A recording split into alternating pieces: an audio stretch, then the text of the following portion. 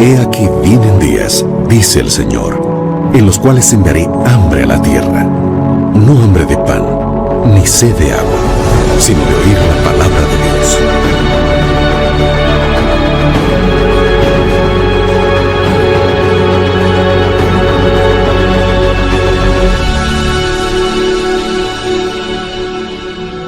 Libertad sin límites, con Joel Flores. Para un mundo perturbado, para una sociedad atemorizada, para una familia desintegrada o para una vida angustiada, existe esperanza. La esperanza es Jesús.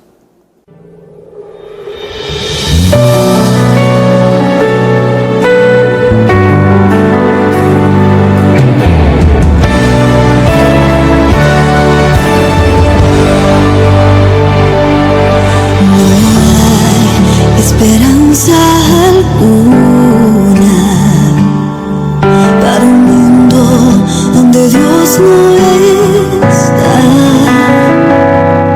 No hay esperanza de amor y de paz, donde el odio deja marca fatal.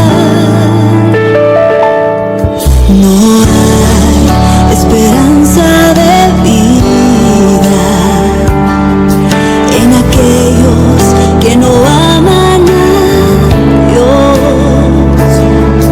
No hay esperanza de un mundo de paz si el hombre deja a Dios al final. La esperanza es Jesús, Él es nuestro camino. La esperanza es Jesús, nuestra luz entre espinos. La esperanza es Jesús, la certeza de salvación, donde el mundo puede hallar solución. La esperanza es Jesús, la esperanza es Jesús,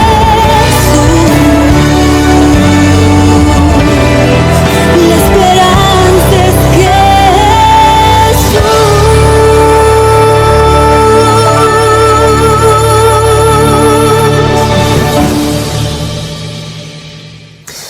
Jesús es el camino que nos conduce a la salvación.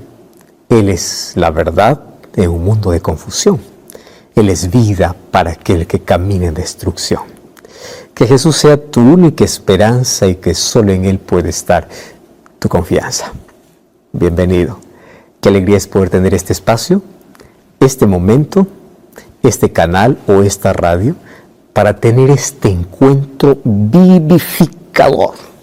Este encuentro que trae vida, porque cada vez que dedicamos tiempo para poder estudiar la Biblia, para poder repasar las promesas que Dios tiene para nuestra vida, nos fortalece, nos da esperanza, una nueva visión, hace que podamos contemplar la vida de manera diferente, con corazón entregado, con fe y sobre todo sabiendo que Dios está al control de todo. Así que qué bueno es que podamos estar juntos, qué bueno es que decidiste quedarte para este programa. Pero qué bueno también es saber que Dios planea las cosas. ¿Sí? No es casualidad, no lo es. Hoy estás justamente conectado, ya sea una red social, ya sea la televisión, ya sea la radio, porque Dios tiene un encuentro contigo. Y Él soñó con este momento. Y si tú le das la importancia de vida, Dios tiene un mensaje poderoso para tu corazón. ¿Quieres descubrirlo? Entonces no salgas de allí. ¿Está bien? Vamos a disfrutar los próximos minutos de aquello que Dios quiere hablarnos. Porque Dios siempre quiere hablar. El problema es que el ser humano no tiene tiempo para escuchar. Más, si dedicas este tiempo para escuchar la voz de Dios, te aseguro que la vida será totalmente diferente. La vida está marcada por decisiones, mas está llena de oportunidades. Nuestras decisiones marcan nuestro futuro, nuestra familia, nuestra salud, nuestras relaciones, todo, decisiones. Y tomamos decisiones desde que amanece hasta que anochece todos los días, desde la más pequeña hasta la más grande, va a afectar algún área de nuestra vida. Sin embargo, oportunidades también se presentan en la vida. ¿Cuántas veces hemos perdido grandes oportunidades, aquellas que nunca más vuelven? Y la oportunidad que jamás debemos desperdiciar, desaprovechar o postergar, es la oportunidad de entrega a Cristo, de tener una relación con Él, poder caminar con Él. Es oportunidades de vida. Lamentablemente hay muchas personas que juegan con su salvación. Y a veces cuando perdemos oportunidades, pues nos lamentamos y decimos, pues ya, perdí. Sin embargo, yo conozco un Dios de segundas oportunidades. Un Dios que no desiste. Un Dios que, aunque perdiste una oportunidad grande, aunque una puerta abierta finalmente tú la cerraste, un camino abierto tú no quisiste transitar, Dios busca otra manera para finalmente decirte, aquí tengo otra oportunidad para ti. Y toda nuestra vida está llena de oportunidades que Dios nos da para crecer, para desarrollarnos, para conocer su amor. Pero sobre todas las oportunidades, la mejor de todas es aquella que Dios siempre nos muestra para salvación. ¿Cuántas oportunidades ya desperdiciaste? ¿Crees que no mereces otra oportunidad? ¿Crees que todas las puertas están cerradas para ti? ¿Crees que ya todo acabó? Quiero invitarte a ver a un Dios que puede darte otra oportunidad. Este es el Dios de la segunda, tercera, cuarta, quinta oportunidad que te va a dar para salvarte. Lápiz y papel, toma tu Biblia, vamos a una brevísima pausa, no cambies el canal. Ya regresamos aquí en Libertad Sin Límites.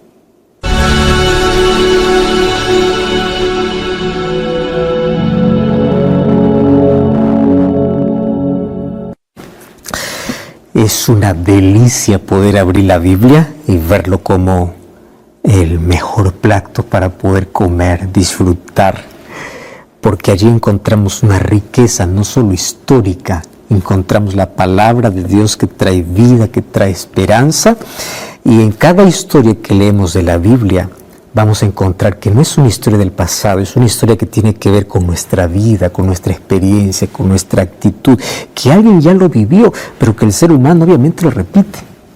Y estamos en una serie especial hablando sobre Jonás. Hemos visto tantas lecciones importantes, desde el llamado de Dios, el conocimiento de Dios, la huida de Jonás, como Jonás en su rebeldía, él allí dice que le tiren al mar o que le echen al mar. Él piensa que está perdido, más desde la profundidad reconoce quién es Dios y él comienza a decir, Señor, aun cuando pensé que yo estaba muerto por causa de mi decisión, tú me salvaste. Y ya en un programa anterior hablamos sobre aquella frase extraordinaria, la salvación es de Jehová, que está en el libro de Jonás capítulo 2 versículo 9, la salvación es de Jehová. Yo no hice nada bueno para merecer la salvación, absolutamente nada. La salvación que viene de Dios va independientemente de quién sea, de qué es lo que haga. La salvación es de Jehová. El asunto está cómo nosotros reaccionamos, cuál es nuestra actitud, es siempre de rechazo, de rebeldía o en algún momento de arrepentimiento. Y aquí estamos hablando de un profeta, de alguien que conocía perfectamente las Escrituras, pero intentaba así huir de Dios. ¿Cuántas veces huimos de Dios? Conociendo perfectamente quién es Dios. Todos dicen, Dios es soberano, Dios es bueno, Dios es poderoso, pero nunca se entregan, nunca tienen relación con Él. ¿Qué tipo de conocimiento es ese? Vamos entonces ahora a continuar en esta historia y hoy vamos a ver de ese Dios extraordinario, de ese Dios que te ama a pesar de intentar huir de Él, que te busca y no desiste, pero de un Dios que quiere salvarte y te va a dar otra oportunidad para ello. Ahora, nos hemos quedado analizando la oración de Jonás. Después que Jonás ora, aquí vemos otra vez una vislumbre de ese poder soberano y absoluto de Dios. Mira lo que dice Jonás 2:10. Mandó Jehová al pez y vomitó a Jonás en tierra. El texto explícitamente dice que este gran pez no es que sintió indigestión, no es que sintió náuseas, no.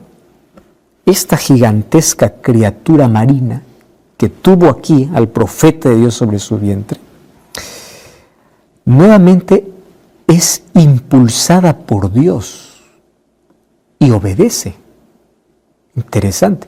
Dios manda a este pez a estar en la hora correcta, en el momento correcto, tragar a Jonás. Ahora manda para que lo pueda colocar en tierra. Las cosas son preparadas por Dios, guiadas por Dios, todo está bajo el control de Dios. Lo hemos repetido varias veces. La naturaleza obedece a Dios. El ser humano es el único que se revela. Ahora, ¿qué sucede allí cuando este pez vomita a Jonás en tierra? Vamos a Jonás capítulo 3, versículo 1. Vino palabra de Jehová por segunda vez a Jonás. Aquí el profeta se encuentra nuevamente como al comienzo. ¿Tú recuerdas cuáles fueron las primeras palabras del capítulo 1? O sea, las palabras del capítulo 3 en sí repiten exactamente las palabras iniciales del capítulo 1. ¿Cómo comienza el capítulo 1? Vino la palabra de Jehová a Jonás. ¿Cómo está el capítulo 2? Vino la palabra de Jehová por segunda vez a Jonás. ¿Diferente? No, la misma. En otras palabras, Jonás aquí está recibiendo una segunda oportunidad para, después de su amarga experiencia, ahora obedecer. A veces necesitamos experimentar el dolor, ahora sí nos tornamos obedientes. Como cuando dices a un niño, ¿no? No metas tu dedo allí en ese enchufe. Y ahí insiste. Después que siente dolor, dice, no, está bien, yo no voy a meter, ahora sí voy a obedecer. Una segunda oportunidad. Y seguramente estas son algunas de las palabras más reconfortantes de la Biblia. Por segunda vez.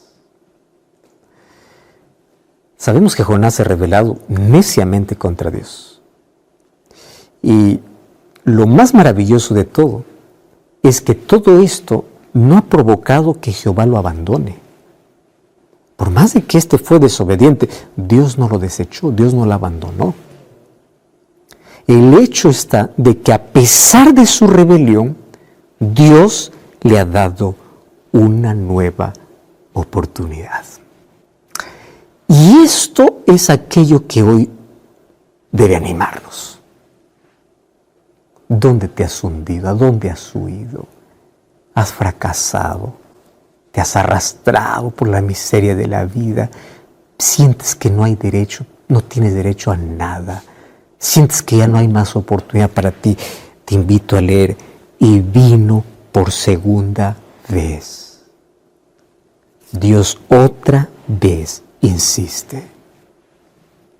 Este es el Dios que yo conozco. El Dios del libro de Jonás, mi Dios y tu Dios, es el Dios de segundas oportunidades. En la Biblia vamos a encontrar que Dios dio oportunidades a todos los hermanos porque todos nos equivocamos. Te voy a poner aquí algunos ejemplos.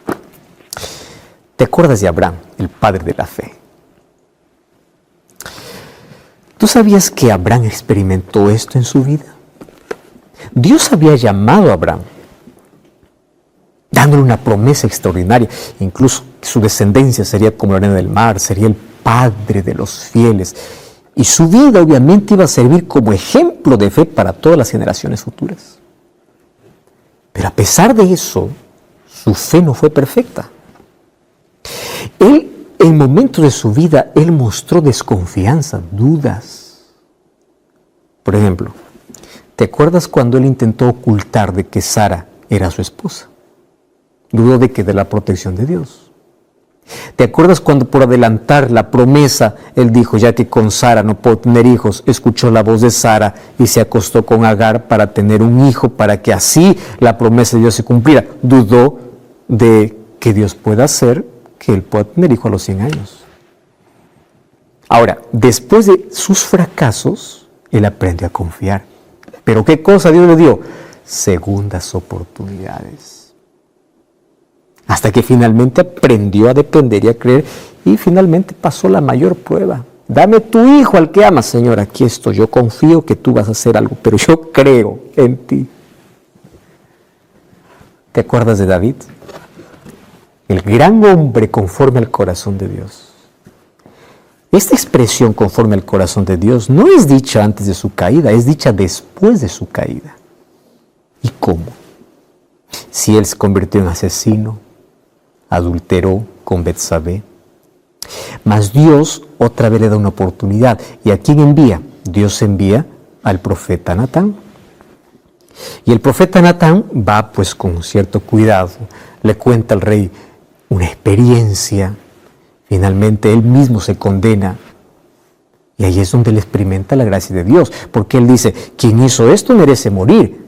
Pero cuando se da cuenta que es él quien merece morir, su conciencia fue despertada. La culpa y su pecado apareció en su real tamaño. Entonces, ¿qué cosa hizo él? Se postró, lloró, se arrepintió, oró, con labios temblorosos, echando su corona en tierra.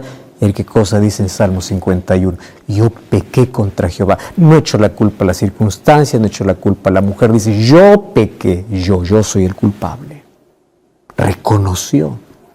Y Salmo 51 es obviamente un salmo donde expresa un arrepentimiento sincero. Justamente cuando le llega el mensaje de reprensión de parte de Dios, la respuesta o la actitud de David fue de arrepentimiento sincero y profundo. Él no hizo ningún esfuerzo allí para justificar, para explicar. No, porque el pecado no necesita explicaciones, no necesita ser justificado, no necesita buscar culpables. Es simple, yo soy malo, yo soy pecador, yo lo cometí. ¿Cómo nos cuesta? Ahora, lo que inspiró su oración no fue el deseo de, Señor, ya pequé, ahora líbrame de las consecuencias del castigo que lo amenazaba. No.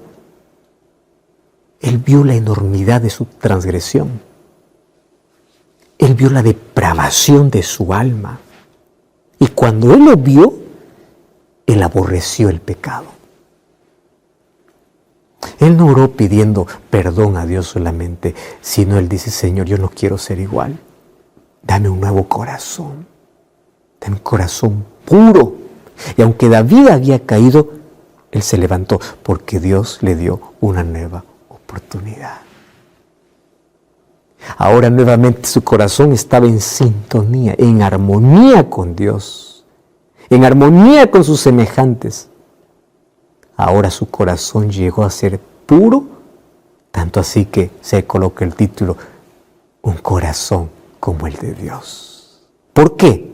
Porque a pesar de su caída, después de su arrepentimiento, él odiaba lo que Dios odiaba y amaba lo que Dios amaba. ¿Sabes que en el Nuevo Testamento encontramos otra historia de segundas oportunidades? ¿Tú recuerdas de Pedro? Un día su orgullo le llevó a decir, yo nunca te voy a abandonar, aun cuando Jesús había dicho, todos se van a escandalizar. ¿Y dónde acabó? Traicionando a Jesús. Ahora, qué interesante, después de su caída, vino su conversión. Y él pudo experimentar la gracia de Dios. Allí cuando le negó y el gallo cantó, él recordó las palabras de Jesús, miró para Cristo.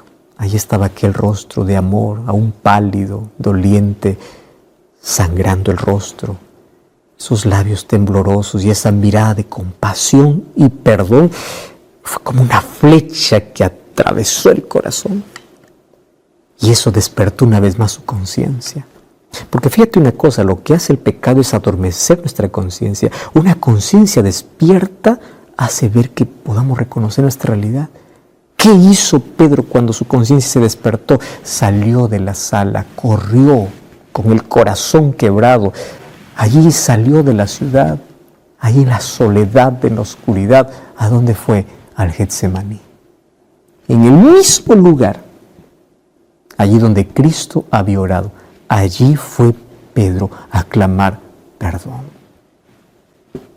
Ahí en el mismo lugar donde Cristo había derramado su alma agonizante ante el Padre, en ese mismo lugar, Pedro cayó sobre su rostro y hasta quiso morir. Y tú sabes que después de la resurrección, allí cuando Jesús aparece junto al mar de Galilea, Pedro recibe otra oportunidad de continuar siendo el discípulo, pero él tenía que reafirmar su amor y lealtad, porque lo había negado 3 veces. Y allí Jesús, delante de otros discípulos, reconfirma su llamado. Porque allí reveló la profundidad del arrepentimiento que Pedro tenía y demostró ahora con humildad, ya no con arrogancia ni orgullo, de que él había cambiado. Ahora estaba listo para ser un discípulo. Había dejado la jactancia, el orgullo y las preguntas tan apremiantes que Jesús le dijo, había probado de que él estaba arrepentido. Ya no había vanidad ni orgullo en su respuesta. Y sabes que a causa de su humillación y arrepentimiento, pues ahora Pedro estaba más preparado que antes para ser un pastor de rebaño del redil de Cristo. Oportunidades. El Señor te da oportunidades. Pudiste haber negado, pudiste haber fracasado como David, pudiste haber dudado como Abraham. Dios te da oportunidades. Estoy hablando para un ladrón, para un corrupto. Estoy hablando para un asesino. Estoy hablando para una prostituta. Estoy hablando para alguien que siente que no merece nada porque arruinó todo, acabó todo. Todo el mundo te dice que eres la oveja negra, tú no sirves, tú miras tu vida y tu pasado, tienes vergüenza, tienes miedo. Dices, Dios no me ama, Dios te ama. Y Dios quiere y te da otra oportunidad, la oportunidad de recomenzar, de ser restaurado, de continuar, de levantarse del polvo del fracaso, de la miseria de la derrota. Levántate. ¿Quieres para seguirte dándote ejemplos para que entiendas? Muchos han considerado, por ejemplo, a María, la hermana de Marta, como una gran pecadora. Y claro que Cristo conoció incluso las circunstancias que lo habían llevado a eso, porque Dios conoce el trasfondo de tu vida. Dios sabe por qué haces lo que haces. Dios sabe por qué fumas cigarrillo para intentar adormecer tu dolor. Dios sabe por qué te has entregado a esa vida de promiscuidad, sabiendo tu contexto. La gente solo te condena, mas Dios conoce el contexto. Por eso es que tiene misericordia. Incluso conoce el deseo más profundo de que tú no quieres ser igual. En el caso de esta María, Dios conocía perfectamente qué cosa le había llevado a eso. ¿Y qué sucedió? Jesús lo perdonó. Y repetidamente lo hizo. 7 veces ella había oído la reprensión que Cristo hiciera a los demonios que llenaban su corazón y su mente. Sabía cuán ofensivo es el pecado, pero con el poder de Dios ella venció. Por su gracia ella fue transformada. Y quiero que sepas, la gente te mira como eres. Dios te mira como tú podrías llegar a ser por su gracia. Si tú te miras a ti, estás perdido, estás perdida. Si la gente te mira a ti, pues estás perdido. Pero si tú miras a Cristo, tú vas a ver que Él te da una nueva oportunidad. Y aquella mujer que había caído, cuya mente en un momento había sido habitación de demonios, finalmente se convirtió en el trono de Dios. Porque allí Dios entró, lo limpió. Y finalmente vamos a ver de que ella fue perdonada por Cristo, acompañó el ministerio de Cristo. Miren qué se convirtió esta mujer, que un momento fue poseída por un demonio, tuvo una vida de promiscuidad, una vida destruida. Mira lo que llegó a ser esta mujer. Fue esta María la que se sentaba a los pies de Cristo. Fue esta María la que derramó sobre su cabeza un perfume y bañó sus pies con lágrimas, los pies de Cristo. Fue esta María que estaba junto a la cruz. Fue esta María que fue hasta el sepulcro. Fue esta María que fue la primera en ir a la tumba después de la resurrección. Fue esta María la que proclamó que Jesús había resucitado. Una de las primeras. Dios puede hacer de ti Algo extraordinario, no importa dónde te has quebrado, dónde has caído, Dios puede levantarte. Dios puede ser un instrumento poderoso. Basta que tú reconozcas tu situación y permitas que Cristo transforme tu ser. Él tiene poder. ¿Quieres otro ejemplo más extremo aún? Mira el apóstol Pablo. Lo vemos escribiendo 13 epístolas, 13 cartas en el Nuevo Testamento. Grande escritor, gran teólogo. ¿Sabes cómo fue su vida? Hoy tanto se escribe sobre Pablo. Se admira a Pablo. Queremos ser como Pablo. Pero Dios lo buscó cuando éste era un asesino.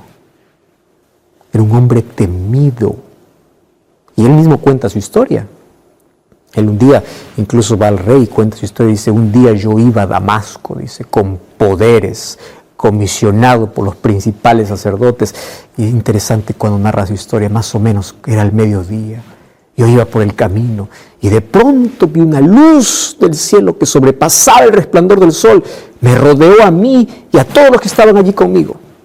Entonces, ¿qué cosa sucedió? Yo caí en tierra y ahí una voz escuché que me decía, Saulo, Saulo, ¿por qué me persigues? Una frase interesante, ¿no?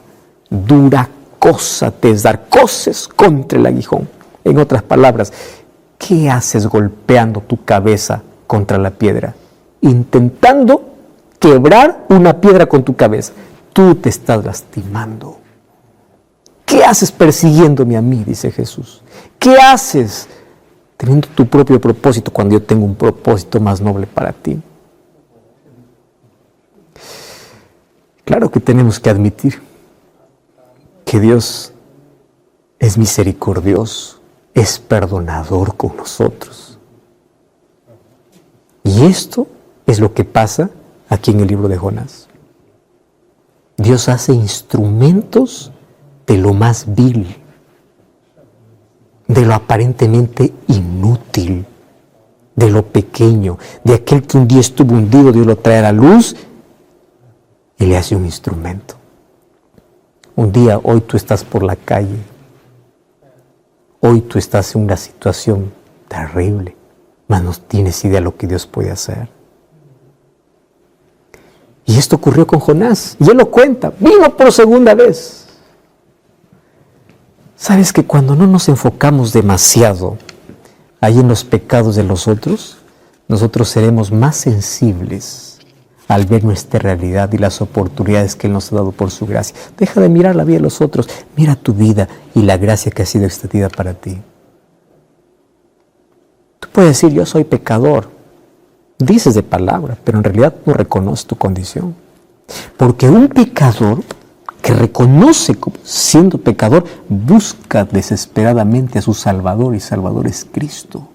Quien dice soy pecador, lo dice solo de discurso, mientras no busque a Cristo. Y busca arrepentido. No creas que cuando lloras estás arrepentido. Las lágrimas pueden ser una evidencia de arrepentimiento, pero no toda lágrima es evidencia de arrepentimiento. Hay gente que llora por una película y no está arrepentida. Tener el corazón contrito es ver nuestra realidad y agradecer por su gracia que va más allá de nuestro propio pecado. Cristo perdona. Y Él perdona a todo aquel que acude a Él en busca de perdón y restauración. El que viene a mí no lo echo fuera, dice Jesús. Ven como estás, que yo no te dejaré como viniste. Él te cambia. No esperes abandonar tu vicio, tu problema. Anda como estás. Él te restaura. Es Él, no es tu poder. Y aquí en el libro de Jonás, es ese Dios aquel que imparte su gracia contra este rebelde profeta. Mas yo lo digo rebelde, porque la verdad está hablando de nuestra experiencia. Somos nosotros. Apenas aquí Jonás muestra una actitud que nosotros mismos lo desarrollamos. Va para Jonás. Y por segunda vez le repite lo mismo que la primera vez. Nínive, obviamente, que es la metrópoli, la gran ciudad que Dios quiere alcanzar. El Señor no va a permitir que la indolencia de un profeta o la insolencia de un profeta frustre aquellos planes. Tampoco va a permitir que este profeta, ante todo el conocimiento, por más que se desvió, lo va a condenar. Él le va a dar otra oportunidad. Es verdad que Jonás se desvió del camino, pero aquí otra vez Dios insiste, Él no desiste. Y la segunda vez que aparece Dios, nuevamente le comisiona al profeta de manera específica, igual que al comienzo. Jonás capítulo 3, versículo 2. ¿Cuál es la palabra de Jehová? Exactamente como la primera vez. Levántate y ve a Nínive, aquella gran ciudad, y proclama en ella el mensaje que yo te diré. Claro, esta vez el versículo 3 dice que Jonás se levantó y se fue a Nínive, escuchando la palabra de Jehová. Hay una enorme diferencia entre el capítulo 1 y el capítulo 3, y la diferencia lo marcó el capítulo 2. ¿Qué dice el capítulo 2? A veces esperamos hundirnos en la profundidad para aprender a ser obedientes. Ahora el profeta se levanta, en el capítulo 1 se levanta igual, pero para huir. Pero esta vez, en lugar de huir, él se levanta para obedecer. ¡Qué extraordinario! Para eso, ¿para qué te levantas en la vida? ¿Para huir de Dios o para obedecer a Dios? Y aquí el texto me dice que Jonás obedece conforme a la palabra de Jehová. Me encanta el versículo 3. Se levantó, fue a Nínive conforme a la palabra de Jehová.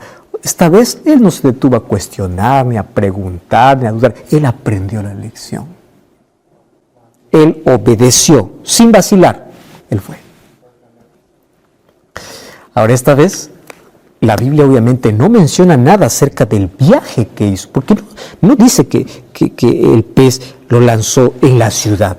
No sabemos en qué lugar fue, simplemente que lo dejó en tierra. ¿Cuántos días él tuvo que viajar para llegar a Nínive? Pues no nos dice. Ahora fíjate, acá hay un detalle importante.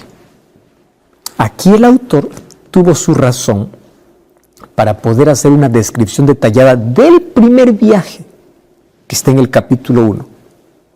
Obviamente para señalar la naturaleza extrema de la rebelión de Jonás. Pero en el capítulo 3, Nínive aparece inmediatamente en escena. Y es una característica típica de algunas historias bíblicas. Por ejemplo, en Génesis capítulo 22, no nos da detalles acerca del viaje de 3 días de Abraham y Isaac cuando fue al monte Moria. Nosotros podemos imaginar, pero no nos da detalles. Porque el texto, ¿qué cosa menciona? Su llegada al monte Moria. Después dice al 3er día, pero no nos dice qué ocurrieron en esos 3 días. Entonces aquí los escritores bíblicos, ellos van a omitir algunos detalles que normalmente para nosotros, para un escritor actual, diría, pero esto es importante, pero para ellos no es importante. ¿Por qué razón? Tú vas a ver que raramente las escrituras van a darnos, por ejemplo, descripciones de apariencia física. Raramente. Porque esa información aparece solamente si es vital. Porque lo importante aquí es cómo Dios salva, cómo Dios perdona, cuál actitud humana y cuál actitud divina. No está envuelta en detalles. Las veces que aparecen detalles es para mostrar una lección mayor. Por ejemplo, de toda la ropa que vestían los hijos de Jacob, Génesis solamente menciona la túnica de José que le dio su padre. ¿Por qué? Porque justamente la túnica provocó celos de sus hermanos. ¿Entiendes? O sea, los detalles son dados a propósito. Más adelante vamos a encontrar que se describe el cabello largo de Absalón. Lo describe de manera específica. Muchos tenían el cabello largo, pero lo describe a él. ¿Por qué? Porque justamente ese cabello fue instrumento de su propia muerte. Entonces, la poca información o detalles aquí está presente en muchas historias bíblicas. Incluso caracteriza muchas narrativas bíblicas. Por eso es que aquí está el contraste entre la cantidad de información que vemos en el capítulo 1 de todo ese viaje y la poca información que vemos en el capítulo 3. Aquí no me dice cómo hizo el viaje, porque en este caso específico, aquí el autor va a omitir detalles de este viaje, porque ahora se va para obedecer. Y ahora, en lugar de colocar detalles sobre el viaje, él va a colocar detalles en la ciudad de Nínive. Es interesante. Entonces, en lugar de poder decir cómo fue ese viaje, allí la atención se desvía para la metrópoli, para la grande ciudad. ¿Y qué cosa dice allí? Era una ciudad grande en extremo, de 3 días de camino. Interesante lo que dice el versículo 3. No me dice cómo fue el viaje, me dice ahora llegó a la ciudad grande en extremo. Y claro, aquí el relato describe a la ciudad grande, lo describe de manera superlativa. Y en el idioma original, aquí el verbo aparece justamente después del sujeto, dando un énfasis especial. La lectura original más o menos sería así: una ciudad grande para Dios. Dios mismo ha declarado que Nínive es grande. Claro que hoy los arqueólogos han encontrado que Nínive era grande en su tiempo. Solo que el énfasis en su grandeza aquí en el libro de Jonás también puede incluir la importancia en otros aspectos. Por ejemplo, Nínive era grande por su idolatría. Grande en el sentido de una ciudad tan idólatra. Tenía tantos templos dedicados a varios dioses. Ahí estaba Dios Nabú, Asur, Adad, Ninurta, Ishtar y otros, muchos dioses.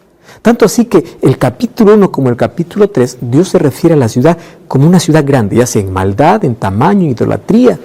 No solo es una ciudad que impresiona, pero también es grande porque Dios quiere traer luz ante tanta oscuridad. Porque Dios hace tanto esfuerzo para llevar a un profeta para que predicara en esta ciudad. Ahora vemos a Jonás que entra directamente en la ciudad para poder proclamar su mensaje. ¿Sabes que los profetas no son ajenos a los ministerios que hoy nosotros tenemos en las grandes ciudades? Dios envió a varios profetas a ciudades. Dios envió a Elías al palacio del rey en Samaria. A Elías le fue confiada la comisión de comunicar el mensaje a Acab, un mensaje de juicio que venía del cielo. Y por honor a la causa de Dios, él obedeció a la orden de Dios. Él fue hasta el rey. Aun cuando obedecer para Elías hubiese sido poner en riesgo su propia vida. Era como buscar allí su propia destrucción de manos del rey impío. Pero el profeta no dudó. Enseguida viajó día y noche hasta llegar a Samaria. El Señor también envió a Eliseo, aquel que fue sucesor de Elías, a Samaria. Jeremías también recibió un mandato para advertir a Jerusalén acerca de su destrucción. ¿Qué decir del apóstol Pablo? Siempre lo vemos en las grandes ciudades. ¿Qué hace? Enseñando, organizando iglesias. Y él viajó por las principales vías de la civilización del mundo antiguo, incluyendo aquellas ciudades que estaban distantes de Israel. Su ministerio lo llevó a grandes ciudades, por ejemplo, Galacia, Éfeso, Antioquía, Corinto. Y allí durante el primer siglo, Corinto era una de las ciudades más importantes, no solo de Grecia, sino del mundo.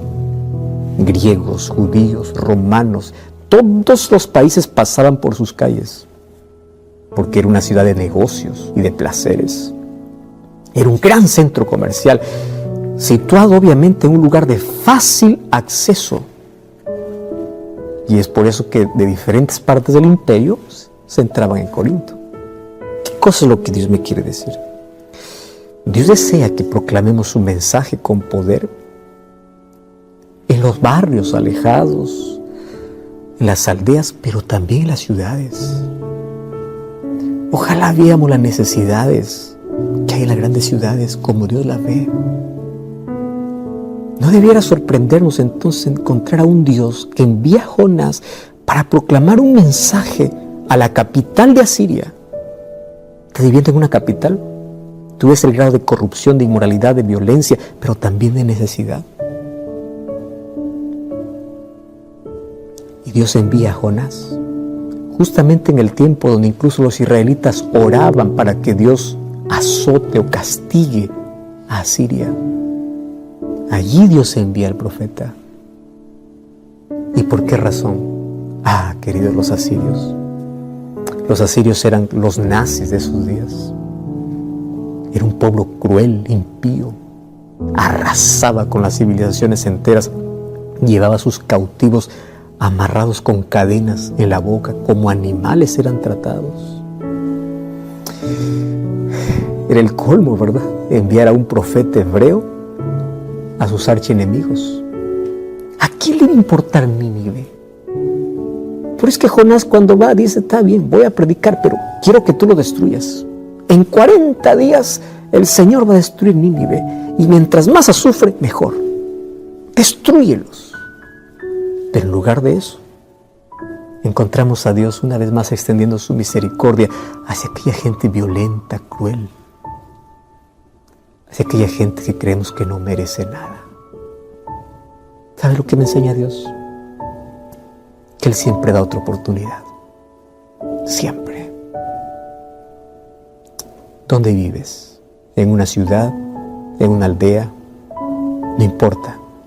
Dios quiere darte una nueva oportunidad. Pero su atención justamente es en aquellas grandes ciudades donde parece que a la gente no le importa nada. Cuando yo visito las grandes ciudades, las capitales de diferentes países, mira el rostro de las personas, llenos de temor, preocupación, sin esperanza. Hay en esas ciudades donde nadie sabe lo que pasa dentro de sus cuartos, gente que día a día quiere acabar con su vida. Está rodeada de tanta gente, pero se siente sola. Gente que no encuentra el propósito para vivir.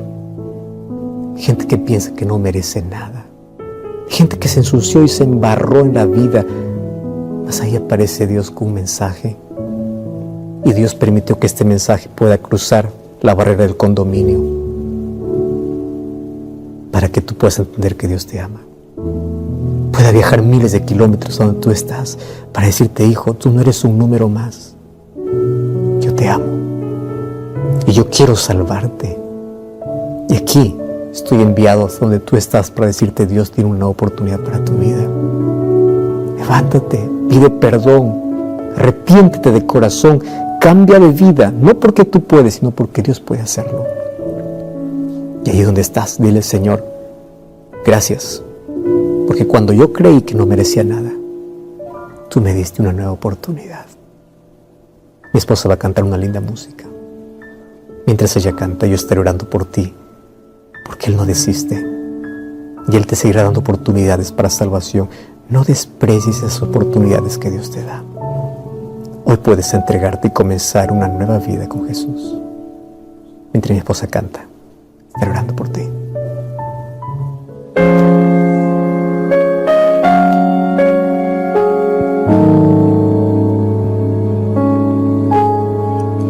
Padre amado, te agradezco por tus planes, grandes sueños tienes para mí. Tú me guías por la senda de esta vida. A tu lado nada faltará. Yo te amo más que a todo. Si estoy débil, tú eres fuerte y a mi lado estás. Te agradezco, Padre amado, porque unes nuestras vidas a tu corazón. Padre amado, planes, grandes sueños tienes para mí. Tú me guías por la senda de esta vida.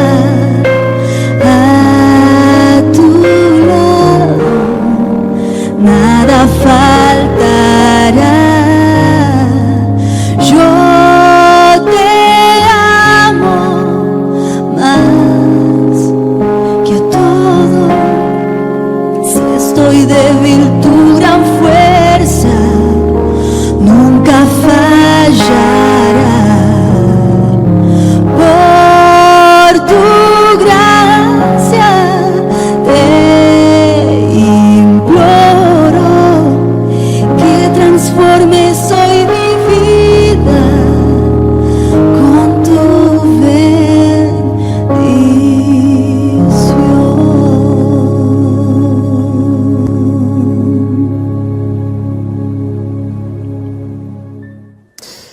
¿Cuántas oportunidades ya Dios te dio en la vida? ¿Cuántas veces su gracia se extendió? Pero déjame decirte algo. De nada sirven los brazos abiertos cuando tu corazón está cerrado. De nada sirve la oportunidad que Dios te da cuando tú no estás dispuesto a aceptarlo. Acéptala hoy, ahora. Por favor, quiero que entiendas. No importa dónde has subido, o no importa qué profundidad has caído, Dios tiene un plan para tu vida. ¿Tú crees que arruinaste todo? Puede que sí. Arruinaste tu salud, arruinaste tu familia, arruinaste tu vida, te ves acabado. Quiero que sepas que aún así Dios te ama. Y Dios tiene un plan, un propósito y una nueva oportunidad para darte. Pero la pregunta siempre quedará en el aire. ¿Cuál será tu actitud? ¿Cuál será tu respuesta? ¿Cuál será el tamaño de tu entrega a la oportunidad que Dios te da?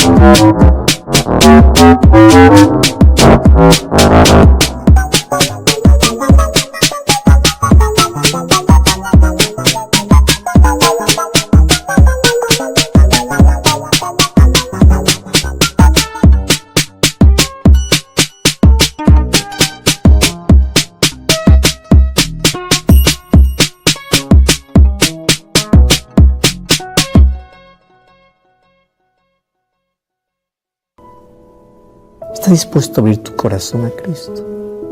¿Estás dispuesto a permitir que Dios transforme tu vida por su gracia? ¿Estás dispuesto a arrepentirte de todo corazón para entregarte a Él? Dios te ama, no lo olvides.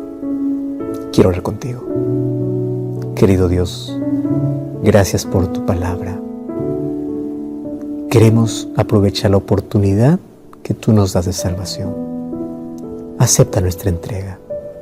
Perdona nuestra rebeldía y nuestros pecados. Queremos a partir de hoy descubrir el propósito y el plan que tienes para nuestra vida. Danos tu bendición, tu perdón y salvación. En el nombre de Jesús. Amén. Gracias por acompañarme en este programa. Como siempre te invito a buscar una iglesia adventista del séptimo día. Estaremos con los brazos abiertos para recibirte, para continuar comprendiendo sobre este extraordinario y maravilloso Dios. Allí te espero. Y recuerda que la verdad te da libertad y te prepara para la eternidad. Hasta la próxima.